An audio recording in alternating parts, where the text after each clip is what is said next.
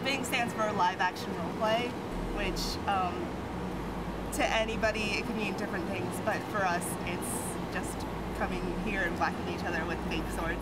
But we got to this convention and there was nobody in costumes, everybody was in regular clothes. They had Ernie Hudson, who plays Winston Zedmore, there at the convention, and my friend had a boombox and was blasting the Ghostbusters theme song. I had to walk in front of everyone with the boombox behind me, and I couldn't tell if I should be embarrassed or really excited. And when we got down to the autograph room where everybody was, everybody started cheering, so it was a really interesting experience. And then he was so excited to see other Ghostbusters, he actually went and put on his uniform. So we had all kinds of pictures of him with his Ghostbuster uniform and us in all our Ghostbuster uniforms, and it was really neat to see how impressed he was. A lot of cartoons in America and shows in America don't have as much storyline, but for anime, there's a story to it. There's a beginning, a middle, and an end to it. A couple of professors come and fight, but mostly they walk by and snigger, even though they really want to. It's a different point of view on life.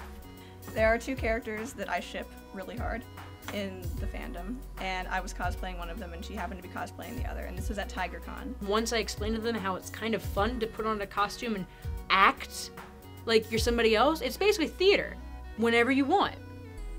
So we started talking, and then during the photo shoots we were like, okay, let's do a picture together, you know, strife, so I'll have like my crosshairs or my weapon or something pointed at you and we'll pretend to hate each other.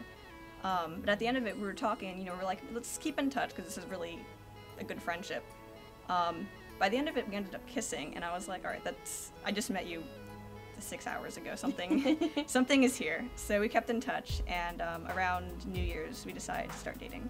And it's just kind of one of those things that you stumble into, and you either really like it or you really don't. It's kind of like when you went camping as a kid and you decided that you wanted to turn your tent into a castle and keep everybody out. It's kind of reverting back to that fun, stopping to not think about homework and stuff like that, and just getting together with a whole bunch of like-minded people.